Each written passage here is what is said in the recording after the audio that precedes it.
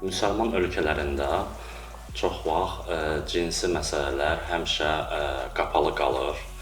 Ailələr o barədə məlumat vermirlər. Uşaqları maarifləndirmirlər ki, sən cinsi ehtiyacı necə ödəyə bilərsən. Avropada və Qərb ölkələrində, Amerikada məktəblərdə barədə tədrislər olur və uşaqlar öyrənirlər, sex educationlar olur. Bizdə etmək istəsələr, o saat valideynlər bunu pis qarşılayırlar, uşaqlarımızı pozğunluğa yönəldirsiniz, bu cür başa düşürlər. Amma özləri də bir şey etmirlər. Bu zaman yeniyetmələr, uşaqlar və yeniyetmələr bəziləri artıq bilmirlər cinsi ehtiyaclarını necə ödəsinlər. Hər hansı bir sosial şəbəkədən də bunu eləmək olar, nəinki xüsusi bir telegram olsun, danışıq yolu ilə öz cinsi ehtiyaclarını ödəyirlər. Okey, burada bir problem var yoxsa yox? Hər şeyin azında problemi yoxdur. Hər bir şey ki azdır, bir-iki dəfə oldu, bir neçə dəfə oldu, problemi yoxdur. Amma bu artıq asıllıq halına gətirib çıxarılırsa, artıq orada problem var. Sabahlar bu adam cinsi əlaqə, real cinsi əlaqəyə girəndə görəcək ki, onda ereksiya yoxdur və ya ehtiraslanma yoxdur. Və bu avtomatik nə etməlidir? Qarşısındakı həyat yoldaşı da, amma ki, bütün subaylığını bu cür masturbasiya edib və virtual seks yaşayıb. Biri o tərəfdə, biri bu tərəfdə. Amma həyat yoldaşı isə qabağında. Beyin öyrənib o virtual seksə. Ehtiraslanma olmur. Bu adam nə etməlidir? Ya gərək müraciət eləsə bunu düzəltsin, ya da ki, öz yoldaşının yanında gözlərini yumur, virtual seksini başlayır. Beynində, zehnində kiminlənsə söhbət eləyir, virtual seks eləyir və bu zaman ehtiras gəlir və cinsi əlaqə baş tutur.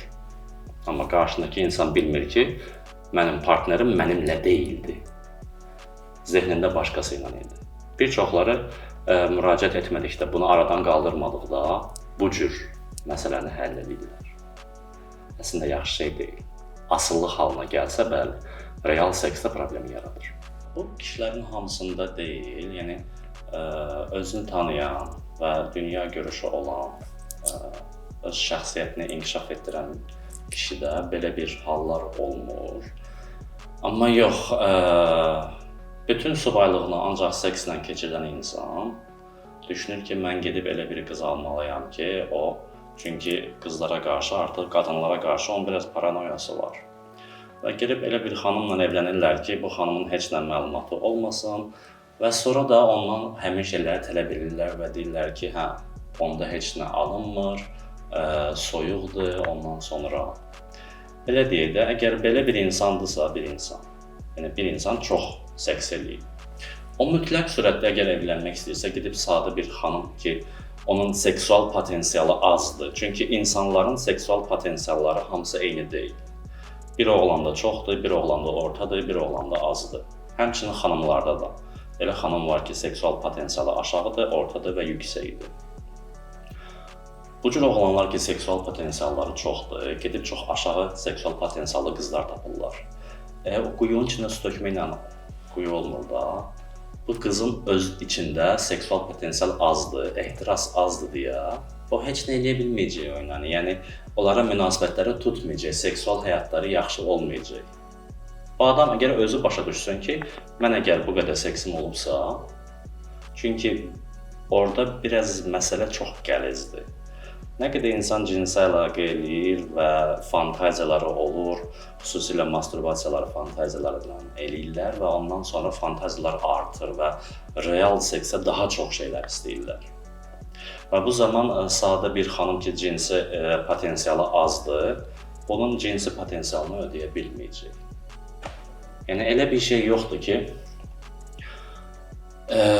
düzdür, Qərbdə, bir çox ölkələrdə sex educationlar var, hətta oral seksi belə öyrədirlər, dərsləri var, seks dərsləri var.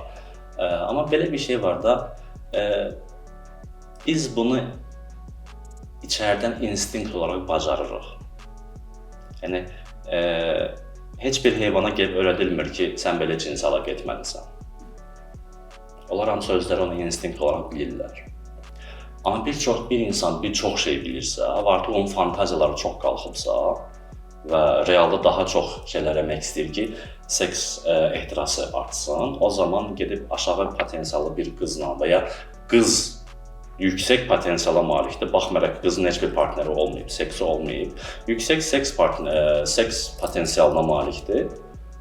Gedib seks ehtiyacı aşağı olan bir oğlanla evlənir ki, seks ehtiyacı bunun həftədə bir dəfədir.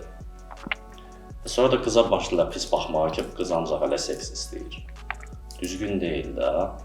Bəzi insanlar o seks mərhələsi, cinsi mərhələni o qədər adiləşdirirlər ki, bir çox insanların da yanında bunu deyə bilərlər. Gedib öz valideynlərinin yanında deyə bilər ki, məsələn, mənim ehtiyacımı ödəyə bilmir.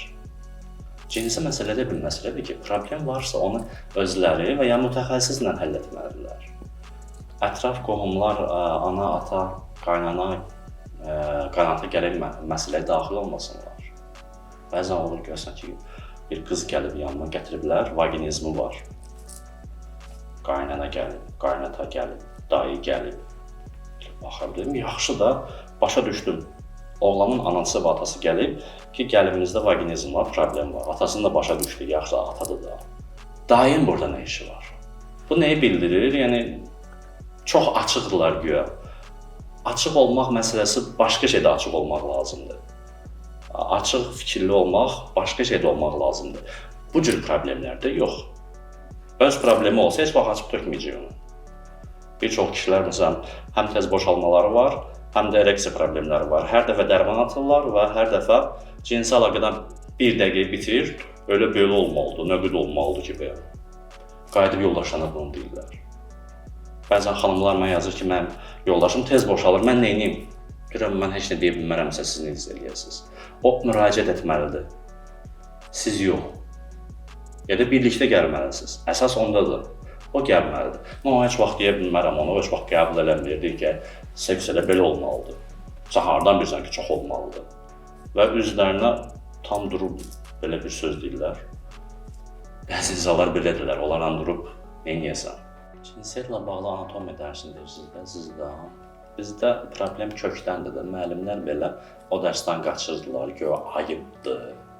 Baxır o müəllimin düşüncəsinə və müəllim əgər auditoriyanı idarə edə bilməyəcəksə, o biraz öz üzərində işləməlidir.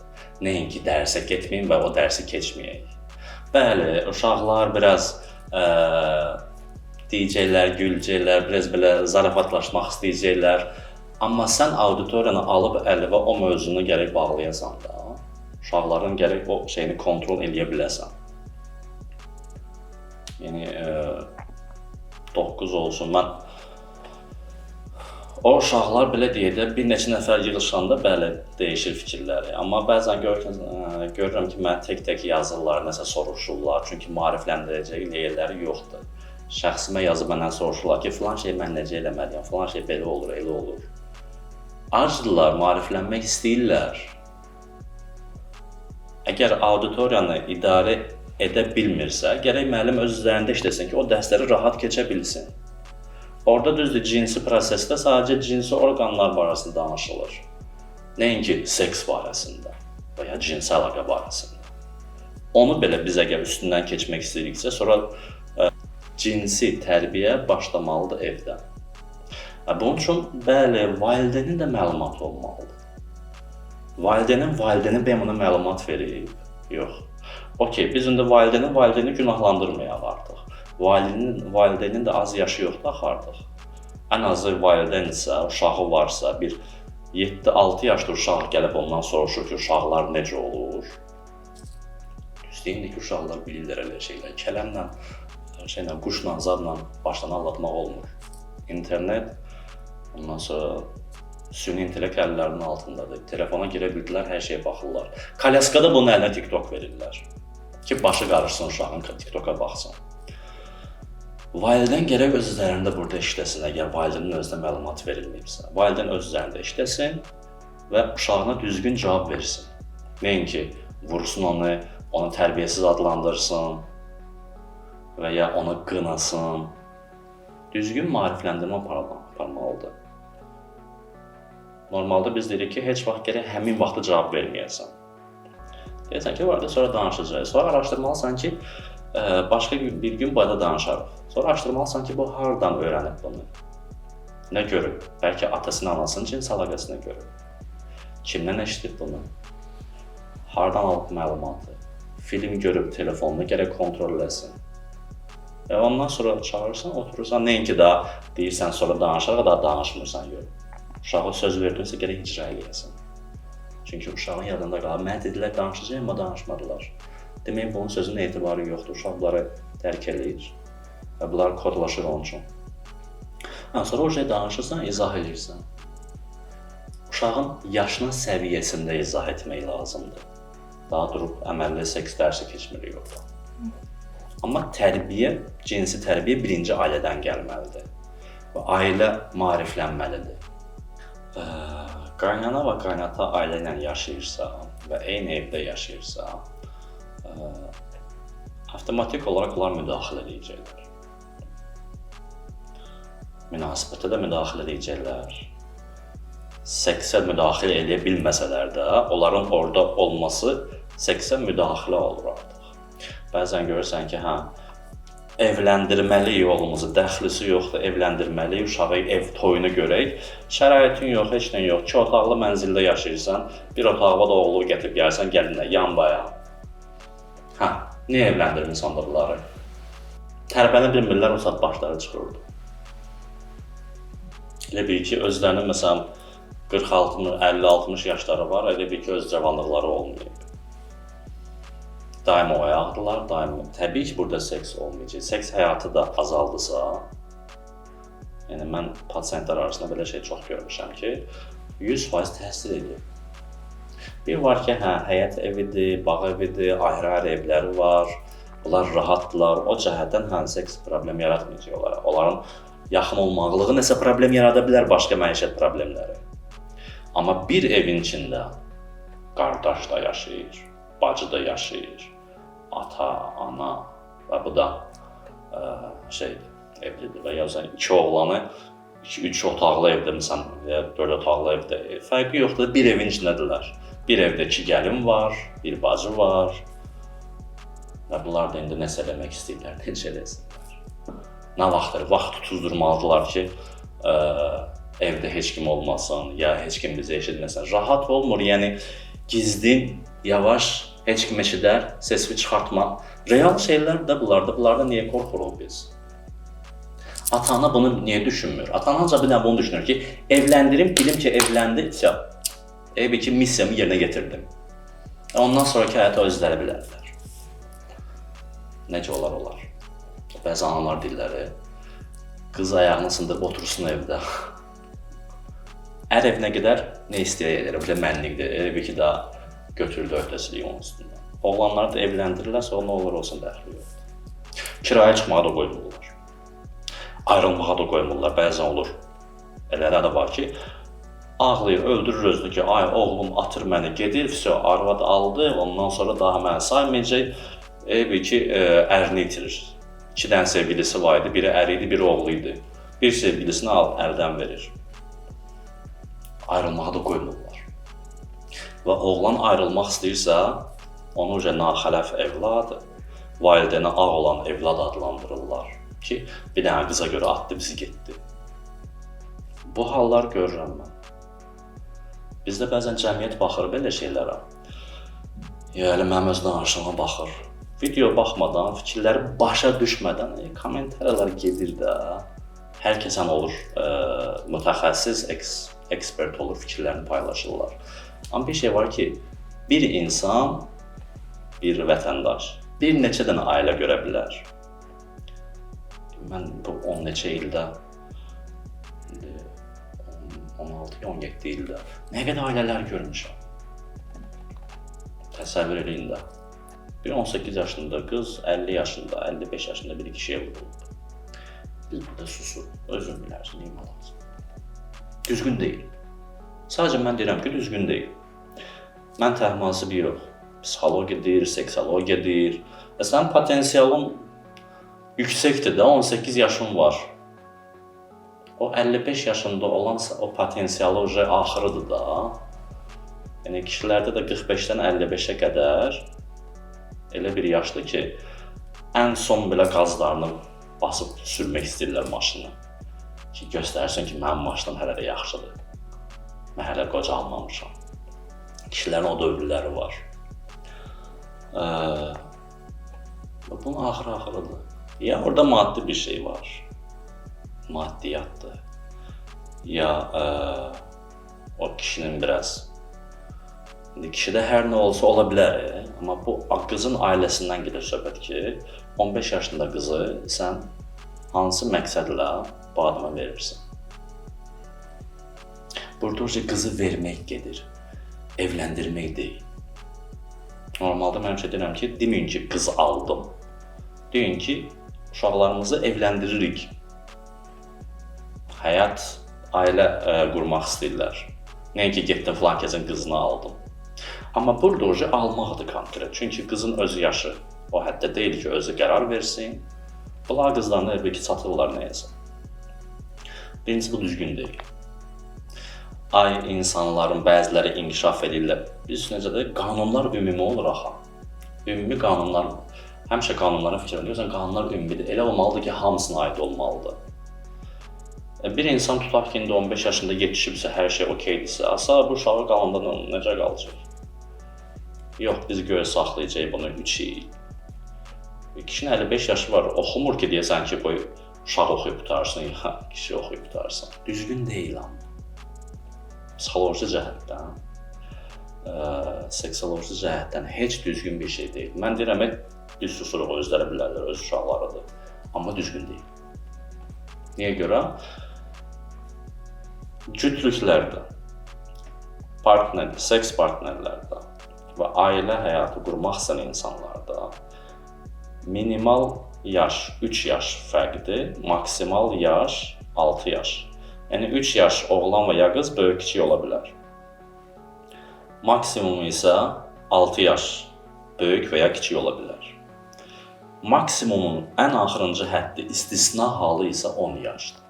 10 yaş fərqlə istisna hallarda bir nəfər tutaq ki, özündən bir 10 yaş böyüklə istəyir münasibət qursun, 22 yaşında qız, 32 yaşında oğlanla gərək düşünsün, həm oğlan, həm qız. İndi hansı böyüklük fərqi yoxdur. Kiçik olan düşünməlidir ki, indi bu belədir də, 32 yaşda çox cinsiyyət cəhətdən cəzabiyyəti var. 10 ildən sonra olacaq 42, mənim olacaq sonra 32, onca olacaq 52. Nə qədər qalacaq bu münasibət? Münasibət davamlı bir münasibət istəyirsənsə, davamlı bir evlilik istəyirsən, yoxsa 2-3 günlük əylənmək istəyirsən. Baxılmalıdır ki, fikirləşmək gəlir, bu özünə baxan xanımdırsa, çox özünə baxır, özünə hər şeyinə riayət edir, ondan sonra okey. Amma yenə də maksimumun axır həddidir. Amma o hələ həddi buluq yaşına çatmayıb. Heç müstəqil vətəndaş sayılmır o. Öz fikrini ifadə edə bilməz bu adam. O heç düzgün deyil. Bölgələrdə yayılması bölgələrin maarifsizliyinə görədir. Bu sahədə maariflənməyiblər düzgün. Dədə-baba üsuluyla gedirlər. Deyəndə bəziləri qışqırır ki, öz nənə-babamız o vaxtların 15 yaşında gəlməyiblər. Yox, mənimki şəxsən gəlməyib. Amma biz keçmişlə getmirik. Keçmişdə çox şey olurdu. Nənə-babalarımızın 3 nəsil qabağına qayıtsa, Allah bilir gündə yaşayırdılar. Hansı daş dövründə yaşayırdılar. O vaxtki dövrlə indiki dövrə eyni deyil axı. İndi maariflənmək üçün, özünü inkişaf etdirmək üçün sürətli cəhətdən çox gözəl dövrdür. Mən hərdən deyirəm ki, kaş mənim indi 20 yaşım olardı indiki dövrə görə. Bizim dövrümüzlə indiki dövr çox fərqlidir. Və maariflənmirlər və köhnə dədə-baba üsulunda qalırlar. Əlbəttə, bölgələrin tamam ailələrinə aid deyil də bu da. Azlıq ailələrdə belə bir şey var. Əvvəlcə bir insan valideyn maariflənməlidir ki, mən uşağımın sahibi deyiləm. Uşağım mənim köləm deyil. Uşaq bir şəxsiyyət, mən uşağı böyütməliyəm, bir şəxsiyyət kimi böyütməliyəm. Uşaq mənim qulum deyil. Əgər indi təsəvvür edin ki, bir insan uşaq doğub tuturub ki, mənə kömək olsun həyatda. Malları nə qədər mən aparacam, qoy o aparsın, o aparsın. Filan şey qoy uşaqlar olsun, doğub töküb ki, uşaqlar baxacaq. Uşaqlara işçi kimi qəbul edir bu adam. İndi sən bu adamın zehnində dəyişiklik eləmək istəyirsən. Var belə ailələr görmüşəm. Sırf uşağı doğub töküblər ki, bu uşaqlar bizim işçilərimizdir, havayı işçilərimiz. Necə ki, toyuq saxlayırsan, yumurta gözləyirsən ondan. Bu da uşağı saxlayır, iş gözləyir ondan.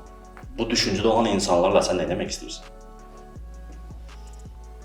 Nə qədər dünya inkişaf eləyir, infrastrukturalar, Azərbaycan nə qədər inkişaf eləyir, ondan sonra standartlarımız dəyişir.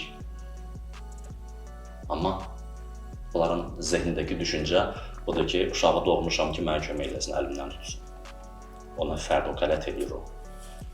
O, mən dediyimlə evlənməlidir, mən dediyimi eləməlidir, mən dediyimə də verəcəm onu. Atası söz verib kiməsə verəcək qızı.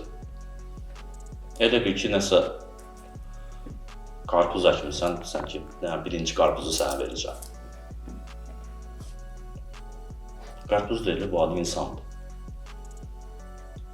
Hər bir əşyanı kimə söz vermişsə ki, əlimə filan şey gəlsə, hədiyyə verəcəm sənə.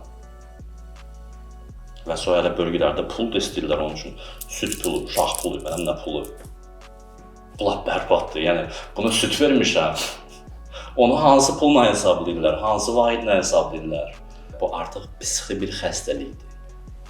O bayaq ki deyimiz sualda yaşlı bir kişi cavan qız almaq istəyir, özünü sübut eləmək istəyir ki, mən hələ psixoloji cəhətdən istəyir ki, özünü sübut eləsin ki, mən hələ bacarıram. Bu başqa şey. Onun da psixi problemi var əslində. Yetişməyib bu insan. Bu adam dünya görüşü yoxdur ki, mən bu yaşda o uşağı nə edirəm mən? Bu yetişməyib, okey. Bu ki, öz uşağını, öz bacısını, öz anasını, nə bilim, bir-birlərinin ailənin içində ya qohumları zorlayırlar. Burada o psixi problem var. Araşdırmaq lazımdır ki, çünki biz deyə bilmərik ki, belə hallar olar çünki bu adam cinsi əlaqəsi yoxdur deyə ehtiyacını bilmir necə ödəsin. Yəni bu adam hər də başa düşmür ki, bu bacıdır, bu ilə belə şey olmaz. Uşaq deyil axı. 20 neçə yaşı var, bacının da neçə yaşı var. Uşaqlar arasında olursa belə bir şey, okey, ailənin məsuliyyətsizliyi ola bilər. Ailə düzgün maarifləndirməyib. Bu ola bilər. Əgər hətta buluğa çatmayan uşaqlar arasında olursa. Və bəzən olur, mən rastlaşmışam ki, məsələn, 10 neçə və 7-8 yaş uşaqlar arasında olur. 2 oğlan arasında olur, 2 qız arasında olur, oğlan qız arasında olur. Hər bir halda mən görmüşəm. Həmişə deyirəm ki, cinsi ehtiyacı başlamış insanı, uşağı, özündən 2-3 yaş kiçik yanında qoymazlar. Tək evdə qoyub getməzlər. Deyirlər, sən paranı gönlə düşünürsən uşaq. Quzu qurd məsələsidir. Bunun cinsi potensialı dəhşət yuxarı qalxıb, inkişaf vaxtıdır, 14 yaşı var. O birisi hələ heç nə başa düşmür. Onda da təzə başlaya bilər, amma bir şeylər bilir, amma hiss yoxdur. Uşaqdılar deyə düşünürlər ki, bunu eləyib yoxlayın nəsə, düzgün deyil. Sonra travma alırlar. Kim cavabdeh deyə bilər ki, bizdə belə bir şey ola bilməz? Çünki çoxusu bilmir, olub amma. O qədər adam gəlib mənə deyir ki, uşaqlıqda mən böyük əmi oğlu, dayı oğlu, bibi oğlu, xal oğlu mənim başıma belə bir şey götürüb. Heç kimə deyə bilməmişəm. İndi bir də var ki, böyük zorlayır. Bu psixoloji xəstəlikdir. Bu normal hal deyil ki, insan öz ailə yaxınlarını zorlama olsun. Bəli, əgər zorlama deyilsə, razılıqlandırsa, okeydirlər, buna okey baxırlar. İndi ola bilsin, bunlar da Azərbaycanda yaşayıb, amma hər hansı bir Afrika qəbiləsinin yolu ilə gedirlər. Hər hansı bir ölkədə yaşayan qəbilələrin birinin yolu ilə gedirlər ki, orada fironların nəslindəndirlər bunlar güya. Bacı qardaş bunlar da okeydir. Qanlarını istəmirlər, çirkləndirsinlər güya. Onlar ona görə edirlər onu. Amma sən Azərbaycanda yaşayırsan, niyə Afrika qəbiləsinə gedirsən? Namuslu ailə həyatını deyənlər kimlərdir? Namusdan, qeyrətdən çox vaxt danışanlar belə. İnsanların çoxsu namus və qeyrətə əhəmiyyət verir. Azərbaycanda olmaz belə ki, bizə çox adam az tapmaq olar ki, beləcən deyil də belə şey. Azərbaycanın çoxsu buna əhəmiyyət verir. Oğlanlar da, qızlar da. Amma kimlər ki, daim belə sinədənə döyürlər, namus qeyrət deyirlər, namus qeyrət deyirlər. Orada biraz düşünmək lazımdır ki, niyə də, nə olub sənə? Niyə ancaq namus qeyrətdən danışırsan? Nəyi sübut eləmək istəyirsən? Çünki olmayan şeydən insanlar çox vaxt danışırlar ki, olduğunu göstərsinlər. Namuslu ailə, seksdə hər şey olmaz, o olmaz, bu olmaz, həyat yoldaşımdan busam, bu uşaqlarımın anasıdır. Uşaqlarımın anası bu necə olub? Cinsi əlaqə eləmirsən ki, uşaqlarımın anası olub da bu da. Yəni, başqa necə ola bilər? Kələmdən çıxmayıb ki, sən uşaqların. İndi deyirsən ki, o olmaz, çünki bu mənim uşaqlarımın anasıdır. Müqəddəs kimi baxır buna. Hamilə vaxtında seks olmaz. Bəli, hamilə vaxtında əgər həkim icazə vermirsə, bəli, amma həkim deyib ki, problem yoxdur. Hamiləlik yaxşı keçirsə, seks elə də, əgər sən qıraq-bucağa getmək istəyirsənsə, onun üçün bahanə eləyirsən ki, yoldaşım hamilədir, bu ilə seks eləyə bilmərəm. Amma həkim deyib, problem yoxdur, eləyə bilərsən. Çünki qıraqda gəlib rəngarəng seksini eləyəcək. Öz həyat yoldaşından dədə-baba üsul eləmək istəyir ancaq. Çıxıb düşür, söhbət qurtardı. Və sonra deyirlər, qadınlar xəyanət eləyirlər. Eləyər də, sən belə özünü aparırsansa, namusdan, qeyrətdən danışırsansa, demək yoxdur bu. Vəziyyəti düzgün apara bilmirsən. Amma mən bunu daha çox 90-larda və 2000 Z nəslində də görürəm ki, evliliklərində seks həyatlarında problem olmur. Yəni, onların çoxsunun problemi olmur. O mərhələni bir növ aşıblar olar. Namuslu ailə həyat tərzindən rəngarəng seksi, rəngarəng həyatı birləşdiriblər. Həm namusludular, həm rəngarəngdir. Rəngarəng olması o demək deyil ki, sən namussuzsan. Seks sənin öz həyatında heç kim də xəbər tutmayacaq ki, əgər telefonunuzu canlısını açıb qoymamısınızsa gecə, heç kim xəbər tutmayacaq ki, siz nə edirsiniz? Və heç kim də maraqlı deyil siz nə edirsiniz. Kimə maraqlıdır? Bəzən deyirlər ki, təbii ehtiyacımı ödəyirəm belə. Təbii ehtiyacı ödəmək üçün sən insanları incitməlisən. Gəlib metroda ona sürtünməlisən. Binalardan cəmaatın arvadına, uşağına və ya seksinə baxmalısan. Bu təbii ehtiyac deyil, axı, bu pozuntudur. Bu pozğunluqdur və pozuntudur. Cəmiyyət tərəfindən pozğunluqdur, psixoloji cəhətdən pozuntudur. Seks acısan gör, cəmaatın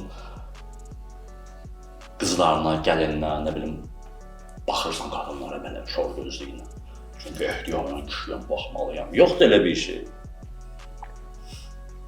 Ya qadınlar baxsın, fərqi yox, yox qadınlar baxmır. Qadınlar prosta elə baxırlar ki, göyə bunlar baxmırlar. Kişi prosta baxanda belə baxır, zillənib baxır. Qadın necə baxır, bir dənə gözücü baxdıqca kifayət ona hamısını gördü. Qadın da baxır. Amma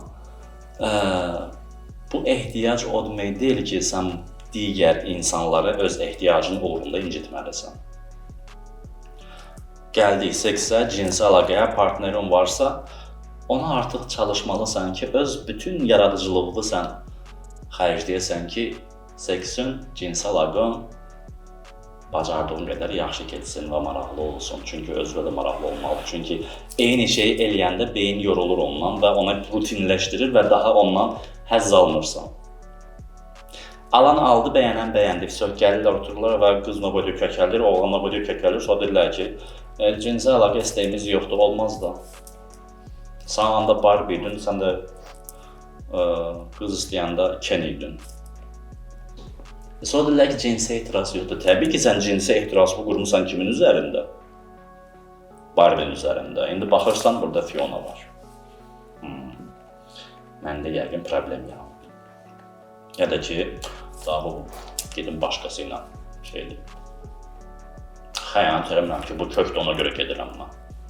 Bəs cinsi ehtiyacımı necə ödəyim, belə deyirlər. Maçdağda mənə görəndə sevinirlər.